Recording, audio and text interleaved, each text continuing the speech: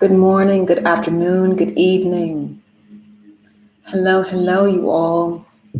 So I just hopped on here because I want to talk about what's happened. Dating, quarantine dating has just been something else. 2020 in general has been quite a bit, but let's talk about it. This is live. So those of you watching back, hello. And skip to about, I want to say 2 minutes, okay, as always.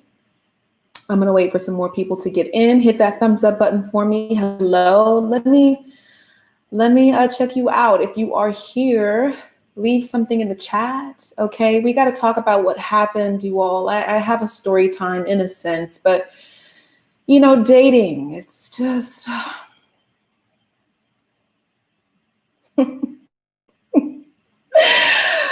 oh goodness.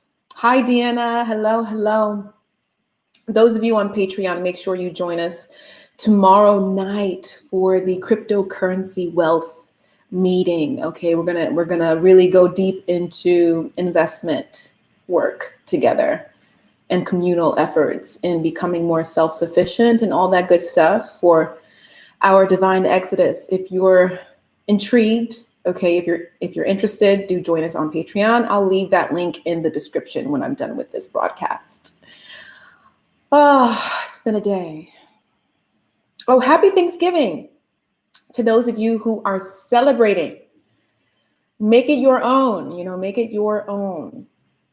All right, we're just going to go ahead and get started. Hi, share this if you can. Again, hit that thumbs up button for me.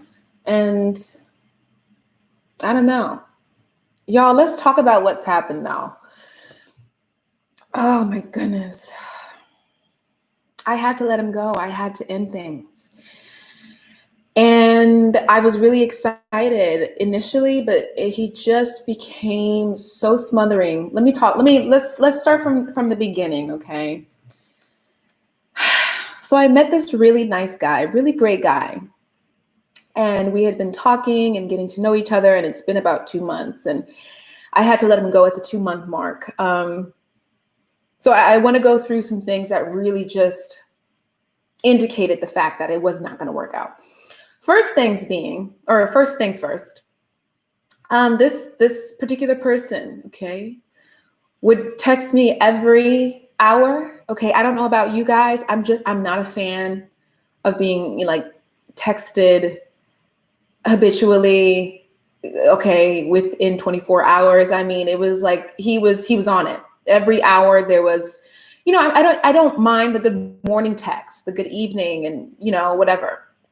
Good night. But when it becomes habitual and borderline obsessive, that's a cause for concern. So that was the first thing. And I just kind of dealt with it. And my friend even said, eventually you're going to get sick of that. And I did. It's too much. You know what I mean? It's like, it's too much. I don't know. Leave some space for me to actually like think about you and miss you. And you know what I mean? Especially when you're getting to know someone, it's like that the air of mystery is everything, right? Like, let me have to think about you before you're already up in my phone, okay, blowing it up. Okay, so that was the first thing, y'all. I'm waiting for some more people to get in though, but it was pretty bad, right? I mean, listen, I like texting. I like communication. Communication is very important. But I mean, it was like, it was too much. It was too much. I don't know. If you're gonna text me, then at least text me with something that I find, something of intrigue, not just like, it was kind of like keeping tabs, if you will, in my humble opinion. I personally think it was just to kind of keep tabs on me. And the thirst was just too much. Like, I listen, I'm not here to quench your thirst. Quench your own thirst, and then let's commune together. And you know what I mean? Like, let me breathe. I'll let you breathe, and we will enjoy oxygen and live our best lives, And then on the second date, God, it gets worse. So that was the first thing that it was not a red flag, but it was just annoying, And the second thing that happened was actually on the second date, where I'm so embarrassed by this, but so we were out to eat, and he left his phone on the table, and he's like, "I'm gonna go to the bathroom." And he walks away to the bathroom, and he comes back to set his phone on the table, like he wanted to leave his phone on the table. And he left his like phone unlocked on the table, like facing my direction. So when he came back to the table to set the phone down, again, he had his phone like, unlocked so you could see what was on it. And then he had it facing in my direction. So I didn't even have to it was just like I don't know. I just looked at the phone, and he had, oh my God, this is so bizarre. Tell me what you guys think in the comments, but he had his his bank account information or statement or screenshot of like his money or an account. And it was, okay, it was a significant number. I will say that. But it was just so, like, the way it was played was like,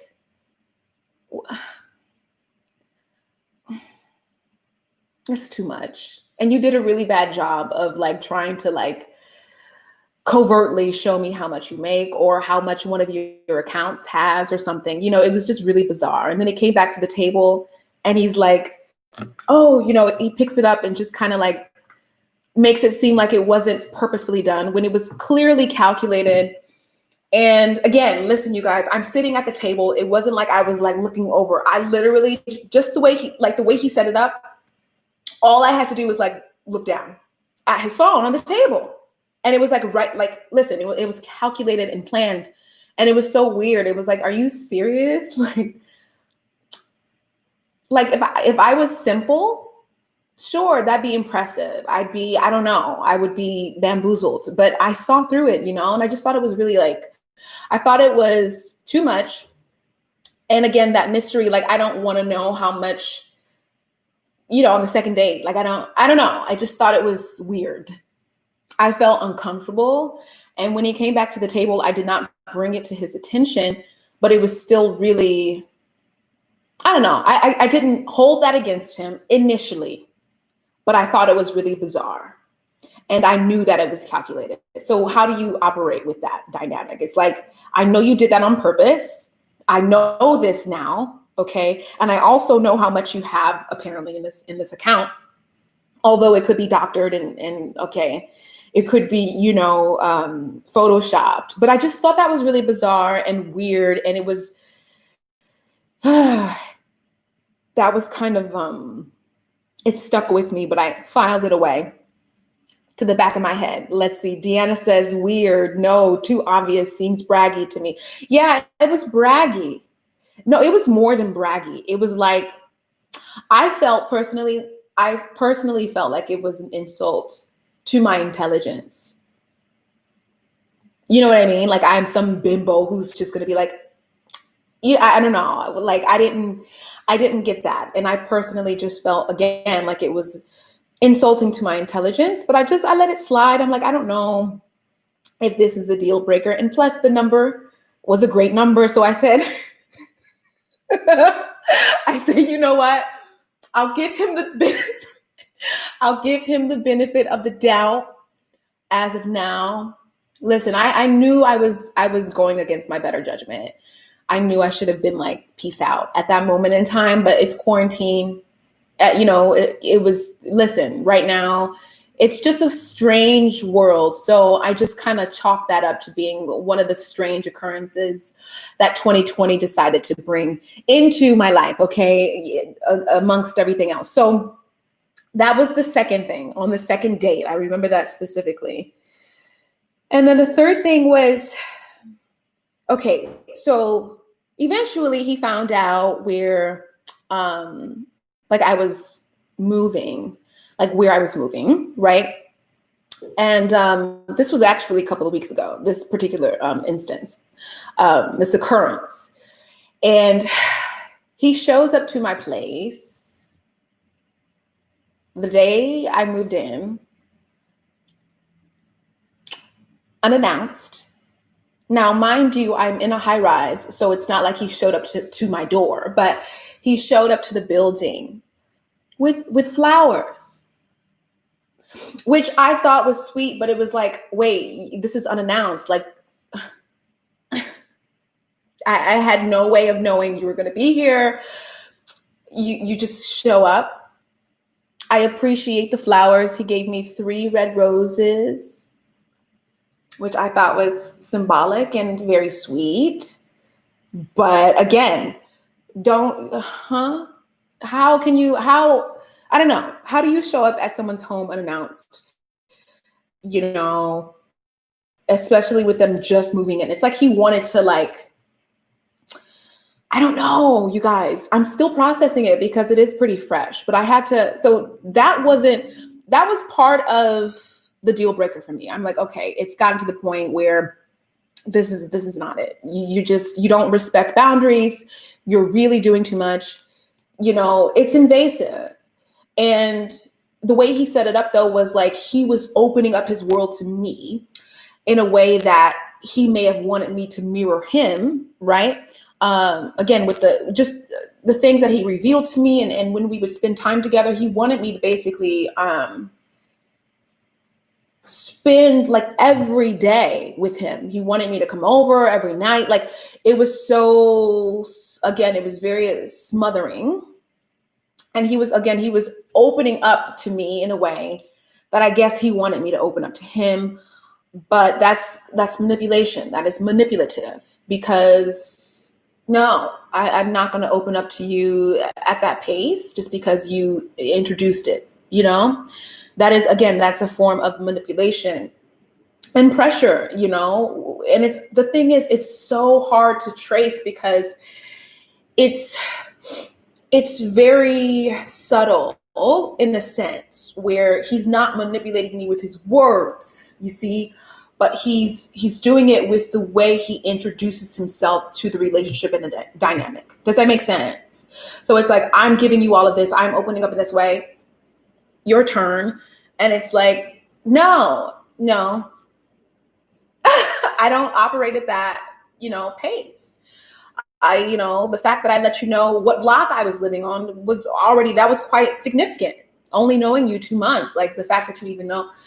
So again, I was operating at my own pace and he wanted to speed things up. So he was doing it at his own pace, but in a way that I feel like he was trying to covertly manipulate the situation. And then y'all, let's go into the physical components. Okay. Cause we're not shallow, but there's a shallow existence that we can access as well. And when it came to his fashion sense, I personally don't like the baggy dad jeans. Is that what you call them? Like the dad jeans. They just looked very like Levi Strauss. Why do you have those on? Type of situation. It was just like, no. Mm-mm. If you're gonna do denim, then they need to be nice. Denim is, you got to make sure like your denim is okay, up to par. Number one. Number two,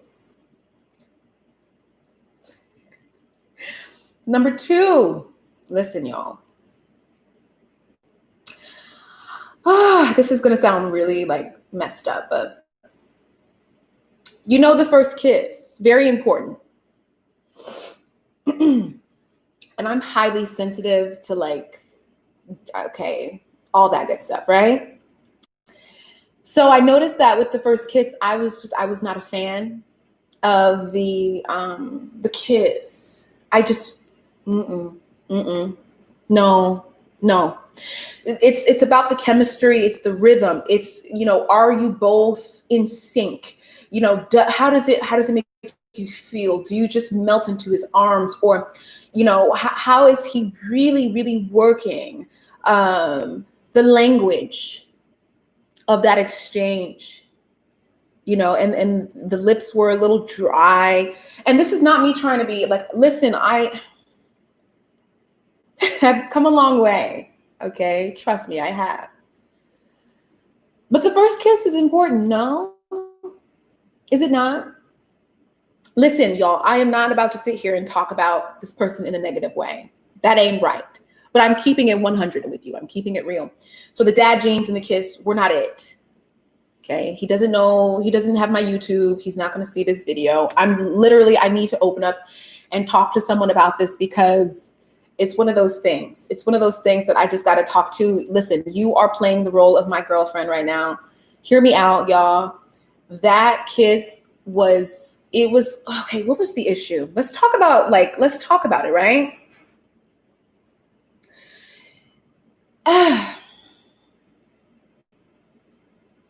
It just didn't feel right. I'll just leave it there. It didn't feel right. It didn't taste right. It just didn't make me feel the way I thought it was going to feel. And I personally felt like there was some sense of false advertising because I really thought it was going to be, I thought one thing and it just didn't make it. It just wasn't it. So that was another thing. It was like the first kiss was a little bit, but then the next kiss, see, that's the thing. That's why first kiss is important, but the next kiss wasn't that bad. But the first kiss is like, I'll never forget it. Does that make sense? So it's kind of like, even though it progressed and improved, the first kiss is always there in the back of my mind, and it wasn't good. So that was unfortunate. But the main thing outside of those shallow things is the fact that I felt like he was really invasive, y'all. He didn't respect my boundaries. And when a man doesn't respect you or your boundaries, they're not worthy, They're not worthy because they've shown up as, it's immature. It's immature. It's low budget. It's just like classless. A very low EQ, emotional intelligence, very low. Like, just respect boundaries, understand how adult dynamics work in harmony. If I'm setting a boundary or if I'm operating at a specific pace, then meet that. So, he just wasn't adaptable in that sense. And again, the thirst was next level. And I get that. Listen, quarantine, lockdown, things are a bit strange and people want to go out and whatnot. Do you want to spend time with people? But the fact that you wanted he asked me to come over every single night. I'm like, this is a bit much. Don't you think? I know my impact. I'm aware of that. Listen, this is confidence. I understand it. I know. But leave something to the imagination. So I ended things with him, and I had to make that happen. And I did. I didn't ghost because ghosting is abusive. And I don't think he deserved that. I have had to ghost in the past where it's like, I'm done. Goodbye for life. But with him, I didn't ghost him. I really let him down basically, it's just not let him down, but I basically demoted the relationship and connection to the friend zone. It's a friend zone situation. We can text here and there and kind of check up on each other. But as far as like nurturing anything beyond that, it's a no-go. So I say this to say, y'all, sometimes you just have to end things. Ladies, sometimes it's up to you to initiate the ending. There's nothing wrong with that. And the way you do it, make sure you really understand how to approach endings in ways that are respectful and that are, you want to remain in your class, and delicate. Be delicate, be respectful. Now, if it gets to a point where you have to if it gets to an extreme, and you have to do what you got to do in terms of ghosting someone and in terms of abruptly letting them go, then that's a whole other conversation for another day. But with him, I feel like he just doesn't understand how, I think he's just clingy. I personally think his personality was just very clingy. I do feel like he was a mama's boy, highly attracted to feminine, like strong feminine energy. And I think his interpretation of my presence in his life was like, he felt like it was home, and that's a beautiful thing. But at the 2-month mark, no, there's no home. In fact, there's no flooring. We have not laid any foundation quite yet. We are simply observing each other. To me, I don't know if you feel differently about that, leave it down below in the comments. But for me, the first 2 months, I'm observing you. I'm getting to know you. I'm studying you in a sense. You know what I mean? We're getting to know each other. So yeah, I think the pace is very important when dating. And this person was certainly impulsive, very impulsive, showing up at my place and whatnot. And I had the discernment to see it for what it was. I don't think he was a narcissist. I don't think he was like psycho. I mean, he could have been, okay. But I think he was just, he had just gone through something too. So I feel like his healing, his process and journey in his own healing may have influenced him, and the way he approached the relationship too, or the connection as well. So taking all of that into consideration, again, I politely ended things with him, and that's where things are. And listen, again, ladies, gentlemen, doesn't matter. If you have to, withdraw from someone that you're engaging, someone that you really, saw potential in, understand that you do have the power to choose. And that's part of setting your standards. I have to uphold my standards. I can't, you know what I mean? I can't fall beneath them. So that definitely happened. And I wanted to tell you about that because I have not had the chance to talk to anyone about it. And I don't know, let me know what you think in the comments below. I was really, honestly, at one point, I really thought there was potential there. But there were too many, it was just too much, too many deal breakers. And I've come a long way with my patience, because normally I would just be done after that, after the first red flag. It's like, okay, bye. But with him, I was like, okay, let me practice patience. Let me have more compassion. Like, okay. But even still, I had to really let him go. So that's where I am. Hi, Andrea. Okay, exactly. So let me know what you think in the comments below. Hit that thumbs up button for me. I just wanted to have a momentary dialogue about the situation because it just happened, and I'm still processing it. I don't know how I feel. Oh God. Okay. Oh my God.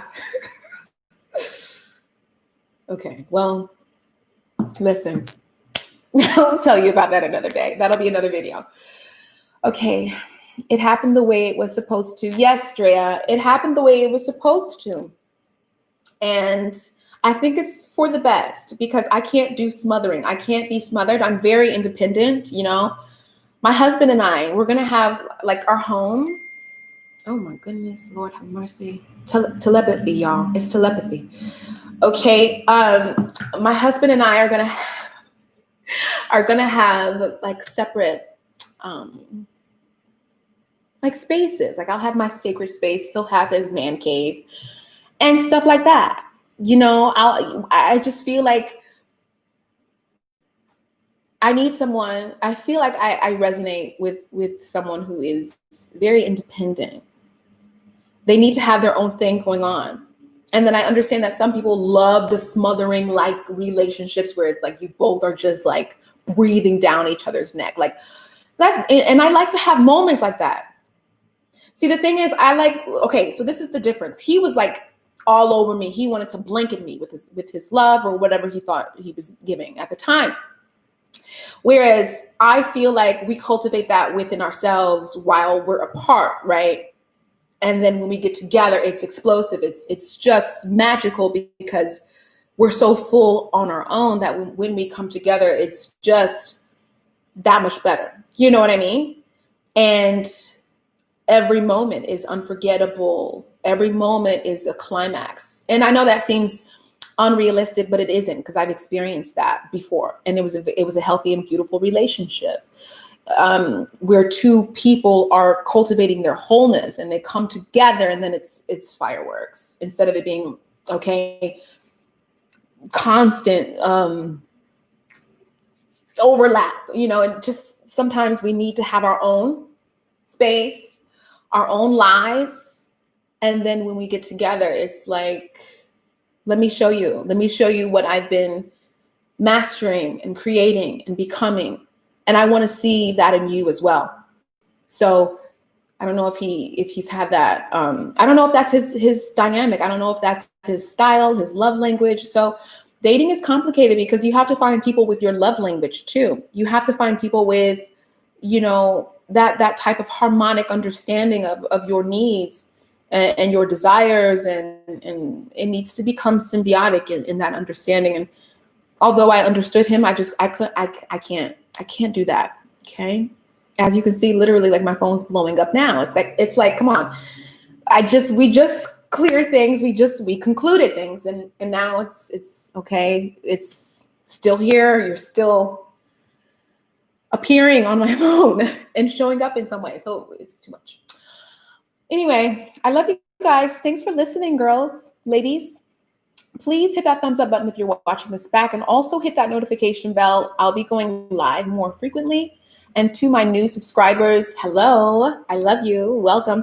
Also, listen, I know the previous video on Eugenia Cooney the editing was, child. It was, I don't know what happened personally. Literally what happened, like, I edited the video. I noticed the sound was a little bit wonky. And when I uploaded it, it was worse. So I might take that down because I can't. I don't know if I can really have that up there like that. And I might have to redo it. I don't know. Or I'll just do another video in the future if necessary. But I am working with a new system and it is improving. So be patient with me. And yeah, only up from here. I love you guys so much. Happy Thanksgiving. Enjoy your holiday with your family.